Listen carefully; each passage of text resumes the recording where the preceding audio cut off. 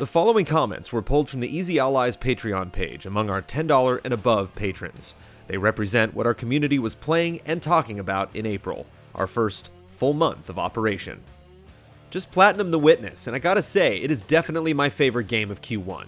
It is the sort of game that defeats you while playing, but then occupies your mind non-stop until you inevitably come crawling back. The same way Zelda did when I was little, the same way Demon's Souls did last gen.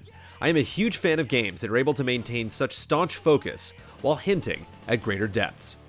Waited for years to finally play Uncharted 4, but booked a very spontaneous trip to Thailand, which is extremely awesome, don't get me wrong, but in this 3 weeks of vacation, I'll miss Uncharted, Doom, and Game of Thrones. I'm afraid to open the internet after my trip. We launched episode 1 of a game for the Vive, and players love it. This is the sort of thing I live for, so thanks to those who played it. I'm late to the party, fashionably late, but I played Brothers: A Tale of Two Sons, and consequently need therapy, in the best way possible. And after many years of trying unsuccessfully, a Dark Souls game has finally sunk its hooks into me. Gotta get good. I've been in a real old-school D&D mood lately. Obviously, the tabletop show has something to do with that, but I've also been getting back into Beamdog's enhanced editions of the old Infinity Engine RPGs. Right now, I'm knee-deep in Icewind Dale, the only one I never played back when it came out. I've been really impressed by the enhancements Beamdog made to the original game, so until Dark Souls 3 launches, I'm actually most excited by their just-released, all-new expansion for Baldur's Gate, called Siege of Dragonspear. Not games related, but The Force Awakens came out to buy. Can you believe that despite being a huge Star Wars fan after not being able to get to the cinema, I managed to make it to April without having the movie spoiled for me, as all I'd seen going in were the trailers. Surely there must be some kind of award for this achievement. Stardew Valley is one of the best video games to come along in years. It is a joy in every aspect. Diving into the game feels almost overwhelming at first. You're thrown into a farm that's been overrun from years of neglect, and giving seemingly more tasks than you could ever accomplish. But then something magical happens. You get to work. Hard work is the main feature of Stardew Valley. You till soil, plant seeds, and water them, and watch your hard work take physical form in a digital world. And there's a metaphor in that. The gameplay of Stardew Valley has you improve your farm and make it a better place. In turn, the game improves you and makes you into a better person. Stardew Valley aims to remind you that there are simpler ways to live life, that sometimes getting your hands dirty and working as hard as you can is the best thing to do. So if you're here, if you're an ally, but maybe life hasn't been all that easy lately, I suggest you make a trip to Stardew Valley. My most anticipated release of April is Ratchet & Clank. I grew up playing them and the series means a lot to me. This reboot looks extremely impressive and seems to have retained all the Insomniac charm and humor that I loved from the previous games. Ratchet & Clank will be Easy Allies' first 5 stars. I was recently wondering about trophies on PSN and wondered if they could have an impact on game sales. Personally, trophies don't interest me much unless it's a game I really love and am playing multiple playthroughs on. Then, and only then, might I consider getting all the trophies in a game. I have a friend, however, who buys and plays games good and bad just because he's read that there are easy platinum trophies to be got in those games. At the annual EVE FanFest last week, the president of Iceland, Olafur Ragnar Grimsson, held a speech at the closing ceremony, focusing on the importance and impact that video games can have on local economy and culture, and he could give Kyle Bossman a run for his stand-up money. What's the deal with Americans wearing your shoes in people's homes? I thought it was just a TV thing, but I think I've seen the Allies on the couch with shoes, and maybe I'm wrong, but it's at Brandon's home, right? Though maybe here in Canada we just have incredibly dirty shoes. Food for thought. I want to thank the Allies for introducing me to what is now one of my favorite game franchises. Through passing comments you guys made in past videos, I checked out the Yakuza series. I ended up buying every game in the franchise that came to the States, and I adore them. Since November, I have played and beaten 1 through 4, and am currently taking a pit stop at Dead Souls before continuing on to Part 5. Because of you guys, I already have my most anticipated game of 2017, and that is Yakuza 0. Playable Majima in a decadent 1980s Japan? So much yes. This series is one of the few non-Nintendo games I've seen that has stuck to its guns and hasn't lost its core individuality in an attempt to appeal to a broader audience. Battleborn is actually kind of fun with friends that communicate, but could benefit from 100% less broisms. My favorite game from the last 2 years has been The Binding of Isaac Rebirth. It held me satisfied during the initial launch drought and made me sink 400 plus hours into a roguelike light, a feat not often achieved these days. I love harping on about this game, and even managed to get my girlfriend interested enough to play. It only took about 6 months. So expect to hear a lot more about this game from me. Just picked up a Gear VR so I could get a taste of virtual reality, and I am blown away. If this kind of immersion is possible now with just my phone, I think we're going to see some amazing things in the coming years. The porn is pretty great too. We all want our most anticipated games to release as soon as humanly possible, but it's also important for a game to release at the right time. We've seen good games overshadowed by monolithic titles released too closely, mediocre games garnering praise and sales by releasing in times of drought, staggered releases across different regions, and games like Salt and Sanctuary that seem to be so aware of their influences, either by design or by coincidence, that they even take advantage of their release timing to bridge the gap before its predecessor rises again. I am looking forward to the Banner Saga 2. The first one just nailed it in terms of gameplay, story, music, and overall tone. In a lot of ways, it's XCOM with Vikings, but the presentation and story caused me to care a lot more for the world and become more involved with the characters than I ever did for XCOM. I'm curious how you guys feel about Persona 5 right now. Are we still amped, or has too much time passed that we're now starting to feel indifferent or even jaded about the game? I am definitely still very excited. P5 is my most anticipated game of all time. I know it's going to blow my pants off, although I do wish Atlas would give us something to keep us going. After the big event Square Enix gave their fans for Final Fantasy XV, I hope they're ready to follow up. It's no secret that these two JRPGs are the two most anticipated upcoming current releases, and both are looking to push the genre forward. I've been playing The Division this month, and although the mechanics are solid, I can't shake the sense that the shooter genre is really running out of ideas. Like Destiny, The Division tries to make itself relevant through social elements and teamwork, but the glossy veneer of a pseudo-MMO experience doesn't cover the fact that sitting behind a box and popping up to fire clips for 10, 20, 30, or 50 plus hours just doesn't hold my interest the way it did 10 years ago. There is some epic esteem to be had for whatever developer takes the shooter to the next level. Street Fighter V's success is a completely unknowable quantity at the moment. Upon launch, it was generally considered quite good, not just among critics, but among fighting game fans as well. The core experience was, and still is, unquestionably well received. However, as we all know, Capcom pushed the game out a little too early. The core experience was finished, but the related aspects were unpolished, and in some cases, completely non-functional. Moreover, it felt light on content overall. This led to less than spectacular sales. 1 month in, the game is already far more stable and has already added more content. We saw with Drive Club that tons of late content additions, even of a high quality, are probably not going to reinvigorate sales enough to compensate for a botched launch. So it is quite possible that Street Fighter V will share the same fate.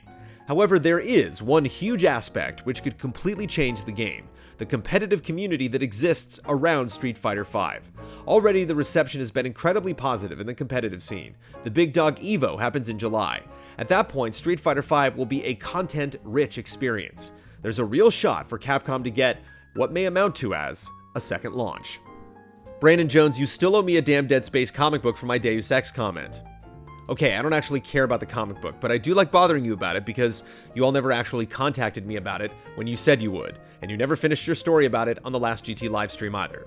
I've spent over 500 hours on Destiny, and I've played The Division all month, and I think the harsh criticism these games eventually face about not delivering enough worthwhile content after months being in the market is a bit unjustified. While more and more preferably free, meaningful content would be nice, we should be a bit more realistic about our expectations, and the publishers need to be realistic and not promise stuff they can't deliver.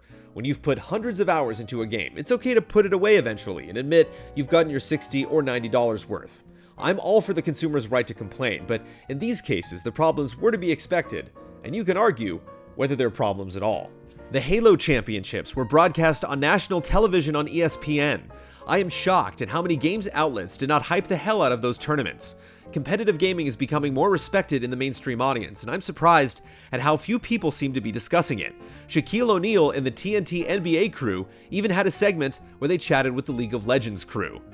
I'm having a hard time with how many games I feel like I need to finish that have come out recently. Plus, I have a ton of older games that I still want to play. I haven't played Metal Gear Solid 5 yet, or The Witcher 3. I got about 50% through The Witcher, and for some reason I'm feeling like I need to play the older games in the series to play the newer one. Maybe just because it has the 3 in it. And I really want to get into Pillars of Eternity. I really miss Baldur's Gate 2 type games. Video game soundtracks are pretty popular nowadays. People can get a digital version of the soundtrack along with the game sometimes. Also, game soundtracks on vinyl is on the rise. Axiom Verge, Transistor, and No Man's Sky, to name a few. I want to comment on the recent video of a streamer running into a single lone player inhabiting a very old online game world. There's something very somber about these abandoned online worlds that we no longer visit, be it a giant MMO or just a multiplayer shooter that no longer supports online players. Sometimes I'll boot one up and just walk around the maps, remembering the many memories of playing on it with friends and knowing I won't be able to again. Online games aren't like movies or single-player games where we can easily put the game back in and relive the exact same memories. The moments we create with other players in these unique worlds are fleeting, and oftentimes can never be recreated.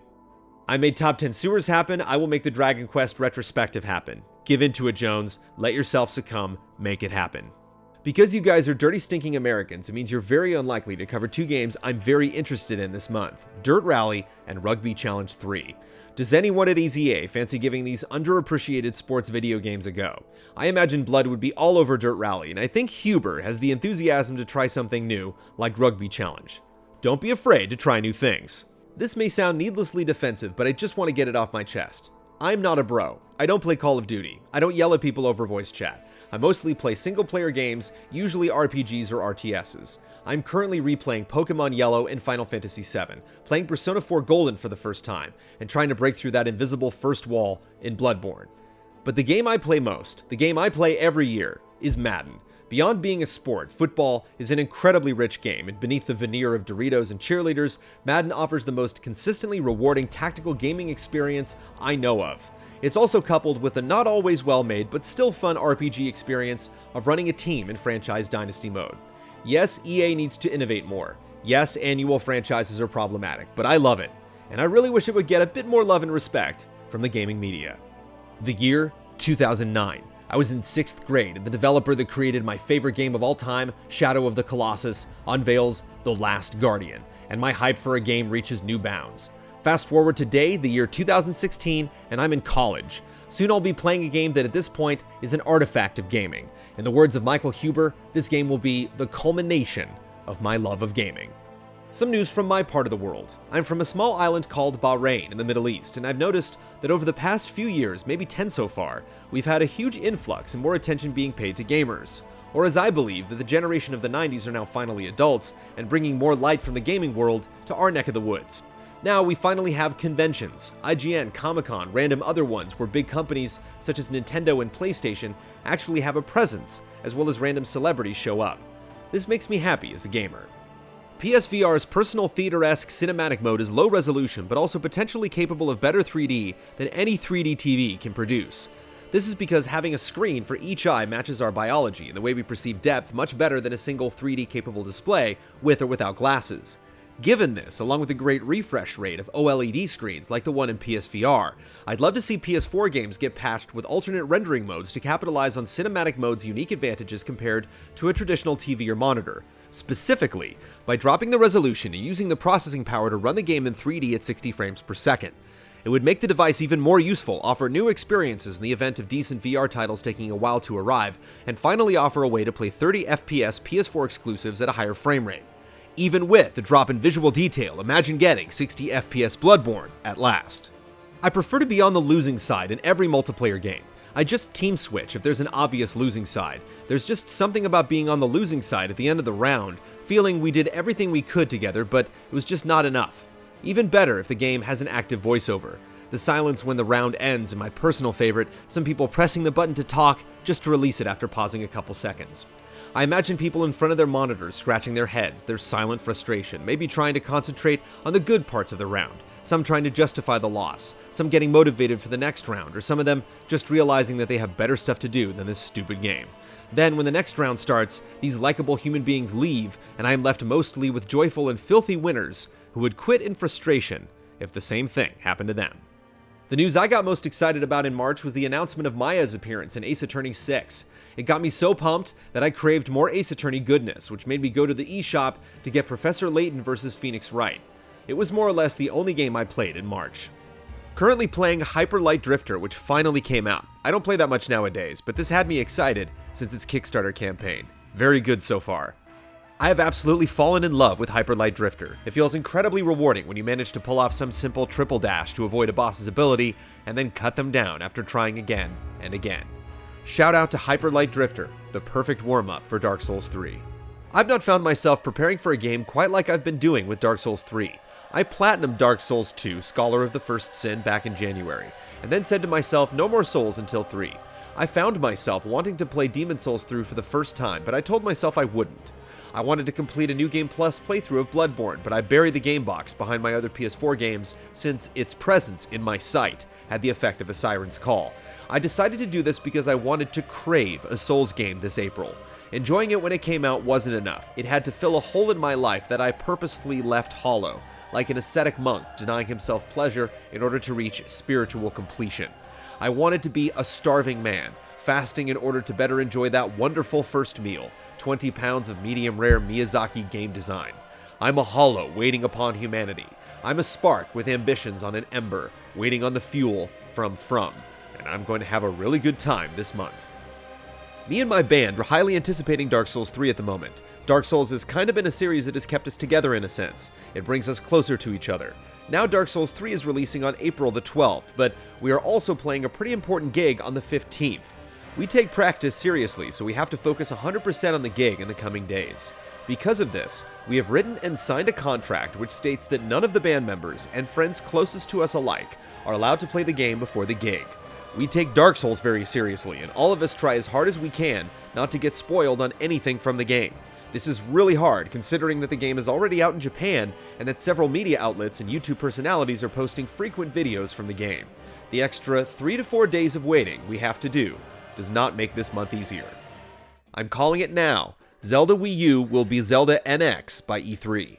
I have a PS4 and a Wii U as my current gen systems. The PS4 is by far preferred, but I champion good Nintendo games. Give me a minute and I'll tell you with vigor and enthusiasm just how incredible Splatoon is, for instance. I have more individual hype for the Wii U than I perceive Nintendo having for it, and I don't have any financial stake in the system or the company. My thought to share is Nintendo. How can you expect consumers to care about your console when you barely drum up enthusiasm for the console that has one of the strongest lineups, in terms of quality, not quantity, on the market today? For as much as I love Nintendo, I can't help but feel that they're playing their cards a bit too close to their chest when it comes to the NX. With a release almost certain before the year's end, Nintendo is seriously risking the constant rumors and hearsay of their mysterious next console being taken as fact by people, and given the catastrophe that was the Wii U, a clear message is absolutely the most important thing for the NX. No matter what killer feature Nintendo is hiding from their competitors, the time is definitely now to give the NX a grand unveiling. Nobody in the world can make me so simultaneously hyped and depressed as Nintendo can. Goodbye, Wii U. You were almost not a bad console. The Paper Mario franchise is my favorite of any, and while I don't think Sticker Star was as bad as many others do, I don't like seeing a traditionally console franchise chopped down to fit a portable device. Same thing goes for the potential sacrifices made with the latest Super Smash Bros. And while Monster Hunter has always been mainly portable, I still desire Monster Hunter 4 on a console or PC. I've been waiting for the black version of the smaller new 3DS to come out in the US. Not sure what will come first, that or the NX. I was just about to buy a PlayStation 4 to play Uncharted 4, now I'm having to wait because of the PlayStation 4.5 rumors. I am not happy, and I'm not impressed by the way Sony has handled it. Don't they have a PR department? They should give more details now, so people like me can make a decision if they should wait or not. I could wait until October and end up just buying the standard version anyway. Thanks, Sony. I'm actually very excited for the PS4K. I'm actually hoping that it does, in fact, beef up the system so those graphics-heavy games can actually run smoothly. If this is at all a sign that consoles are moving to catch up with PCs, then I'm all for it. I know Kyle was concerned that it would alienate current consumers who know they'll possibly have the worst version of certain games, but it works well enough for PC gaming. So yeah, please let my vision be true.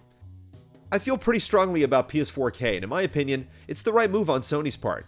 Technology is moving faster than ever. I think Sony sees PC gaming as a threat, and they want two options out there. One console for the mass market, and one console that will look like an attractive option for the gamer thinking about going to PC and who wants better graphics. Sony is trying to expand the console market, and I think this will. People are excited about Final Fantasy again. Final Fantasy 15 looks incredible, and I am one of those that enjoyed the Platinum demo. I cannot wait for the full game, and I want to see JRPGs return to the glory that they deserve and become insanely popular again. Some people say FF10 is not that great, and I can completely understand their opinions on it, but I'm a blitzballer for life.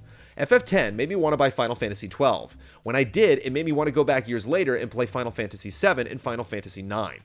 I guess what I'm saying is Final Fantasy is one of those franchises that crosses generations. My cousin who was 14 talked about Final Fantasy VII Remake as if it was his be-all end-all. The Final Fantasy franchise has an iconic pedigree that can be compared, in my opinion, to games like The Legend of Zelda or even the Soulsborne games. It is with utmost certainty that I believe FF15 will not only sell well, but will sell amazingly well. After 10 years of waiting, we finally have the release of Final Fantasy XV. Not only do we have the game, we also got a spin-off, a mobile game, a movie, and a short anime series. I wonder if they just focus on doing the main game, will it still take them so long? This is the first time I get to experience being excited about a new Final Fantasy game coming out. The first one I played was 13, so being in the middle of this hype and excitement for a new one is really special to me. So I just want to thank everyone at EZA and the community for sharing this excitement with me, and I look forward to being hyped and jolly with all of you for many things to come. P.S. I'm 27 years old and managed to unintentionally dodge Final Fantasy all the way to 2010. Final Fantasy XV looks gorgeous. The phrase "please be excited" still cracks me up, but Square Enix has somehow managed to make me excited again for FF after all these years. I can't believe Final Fantasy XV is finally releasing, not to mention all the crazy news revealed at Uncovered. I'm more excited than ever for this game, and I've been waiting for it since I was 12 years old. The Uncovered Final Fantasy XV event delivered. I think I'm now more hyped for the ancillary media than the actual game. We all know what's going to happen to the character that Sean Bean is voicing in Kingsglaive, though. To get your comment in next month's video, look for the monthly community post on Patreon at the beginning of each month. Thank you for your support.